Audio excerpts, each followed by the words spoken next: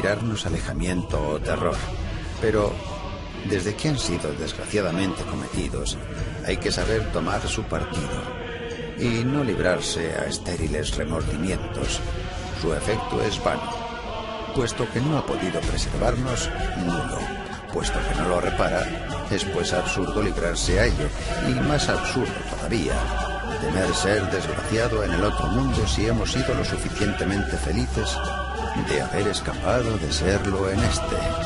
Dios no quiera que yo parezca por ello favorecer al crimen.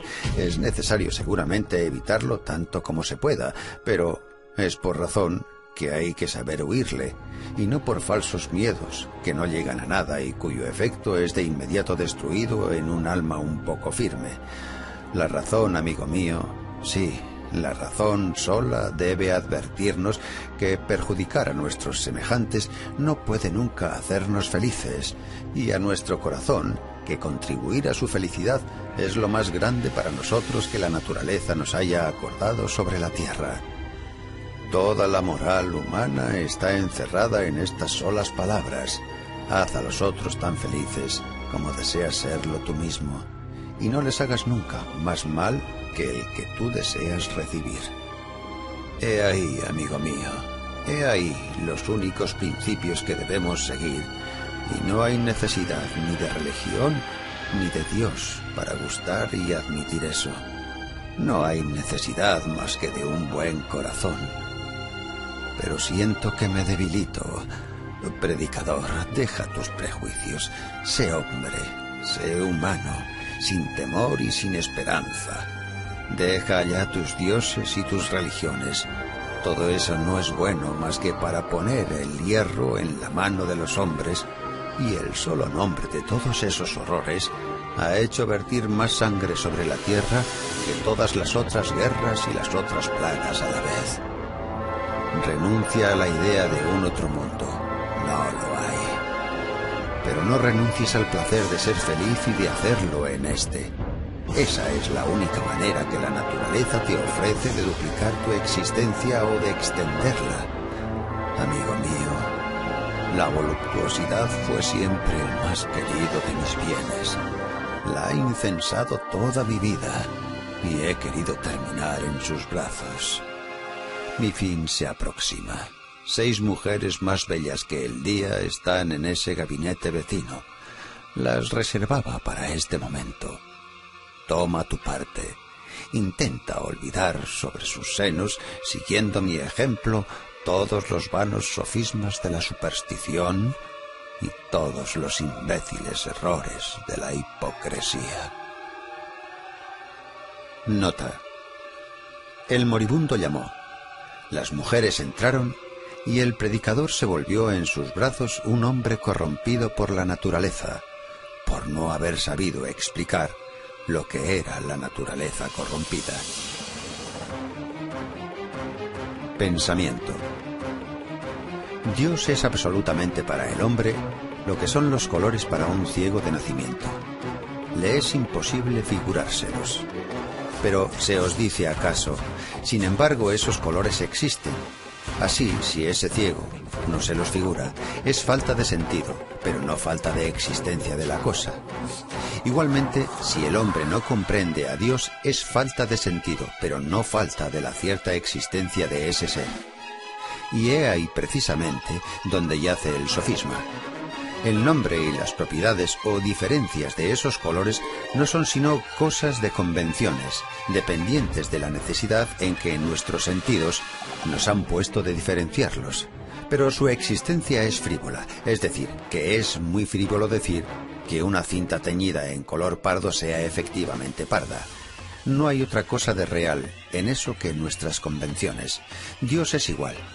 No se presenta en absoluto a nuestra imaginación, sino como el color puede al cerebro de los ciegos, es decir, como una cosa que se le dice ser, pero de la cual nada prueba la realidad, y que por consiguiente puede muy bien no ser. Así, cuando se presenta una cinta a un ciego asegurándole que es parda, no solamente no se le da ninguna idea, sino que además no se le dice nada que no pueda negar sin que se tenga y se pueda tener armas para convencerlo. Igualmente, cuando habláis de Dios al hombre, no solamente no le dais ninguna idea, sino que tampoco aportéis a su imaginación más que una cosa que pueda negar, combatir o destruir sin que se tenga el más pequeño argumento real a emplear para persuadirlo. Dios existe, pues, para el hombre tanto como los colores para el ciego de nacimiento. El hombre tiene, pues, tanto derecho de afirmar que no hay Dios como el ciego de asegurar que no hay colores, porque los colores no son en absoluto una cosa real, sino solamente una cosa de convención, y todas las cosas de convención no pueden adquirir realidad sobre el espíritu del hombre, sino en tanto que ellas afecten sus sentidos y que puedan ser comprendidas. Una cosa puede, por lo tanto, ser real a los ojos de todos los hombres dotados de sus 5 sentidos y volverse dudosa y aún nula para aquel que se está privado del sentido necesario para concebirla. Pero la cosa absolutamente incomprensible o absolutamente imposible de percibir por los sentidos se vuelve nula, y tan nula como el color lo es para el ciego. Entonces, si el color es nulo para el ciego, porque no tiene el sentido necesario para adoptarlo, igualmente Dios es nulo para el hombre porque ninguno de sus sentidos sería capaz de percibirlo. Y ese Dios entonces no tiene, pues, como el color, más que una existencia de convención, pero en ella misma ninguna realidad. Una sociedad de ciegos, privada del socorro de otros hombres, tendría igualmente nombres de convención para expresar cosas que no tendrían ninguna realidad. Con respecto a esa bella quimera que se califica con el nombre de Dios, somos esa sociedad de ciegos. Nos hemos figurado una cosa que hemos creído necesaria, pero que no tiene otra existencia más que la necesidad que hemos tenido de crearla. Todos los principios de la moral humana se anonadarían igualmente medidos por ese mismo compás, porque todos esos deberes, no siendo más que convenciones, son igualmente todos quiméricos. El hombre ha dicho, tal cosa será virtud porque me sirve, tal otra vicio porque me perjudica. Esas son las futiles convenciones de la sociedad de los ciegos, en la cual las leyes no tienen ninguna realidad intrínseca. La verdadera forma de juzgar nuestra debilidad con relación a los sublimes misterios de la naturaleza es juzgar la debilidad de los seres que tienen un sentido menos que nosotros. Sus errores con respecto a nosotros son los nuestros con respecto a la naturaleza. El ciego se hace convenciones relativas a sus necesidades y a la mediocridad de sus facultades. El hombre igualmente ha hecho leyes en relación con sus pequeños conocimientos, sus pequeñas perspectivas y sus pequeñas necesidades. Pero nada de real en todo eso, nada que no pueda ser o incomprendido por una sociedad que no sería inferior en facultades o negado formalmente por una que nos sobrepasaría por órganos más delicados o por sentidos de más. Qué despreciables serían nuestras leyes, nuestras virtudes, nuestros vicios, nuestras divinidades a los ojos de una sociedad que tuviera 2 o 3 sentidos más que nosotros y una sensibilidad doble de la nuestra. ¿Y por qué? Es que esa sociedad sería más perfecta y más cercana a la naturaleza, de donde resulta que el ser más perfecto que podemos concebir será aquel que se aleje más de nuestras convenciones y las encuentre más despreciables, así como nosotros encontramos las de una sociedad que nos es inferior. Sigamos la cadena y lleguemos a la naturaleza misma. Comprendemos fácilmente que todo eso que decimos, que todo eso que combinamos, decidimos, está tan alejado de la perfección de sus perspectivas, es tan inferior a ellas como lo son por relación a nuestras leyes las de la sociedad de ciegos. Nada de sentidos, nada de ideas, nihil es intellectu quod non prius fuerit in sensu. Es, en una palabra, la gran base y la gran verdad que establece el sistema precedente. Es inaudito que el señor Nicole, en su lógica, haya querido destruir ese axioma cierto de toda verdadera filosofía.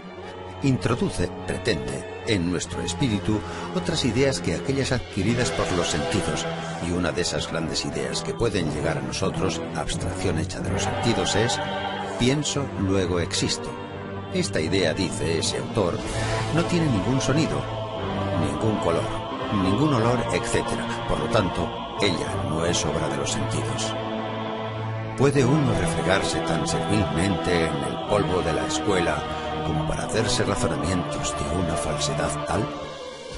Sin duda esa idea, pienso, luego existo, no es de la especie de aquella «esta mesa está unida», porque el sentido del tacto trae la prueba a mi espíritu. Ella no es, convengo, la operación de ningún sentido en particular, pero es el resultado de todos y tan realmente que si fuera posible que una criatura existiera sin ningún sentido, le sería perfectamente imposible formar este pensamiento. Pienso, luego existo. Entonces, ese pensamiento es el resultado de la operación de todos nuestros sentidos, aunque no lo sea de ninguno en particular. Y entonces no puede destruir el grande e infalible razonamiento de la imposibilidad de adquirir ideas abstrayéndose de los sentidos. La religión no coincide con ello, lo convengo, pero la religión es la cosa del mundo que menos es necesario consultar en materia de filosofía, porque ella es la que oscurece al máximo todos los principios, y la que somete más vergonzosamente al hombre bajo ese yugo ridículo de la fe, destructor de todas las verdades.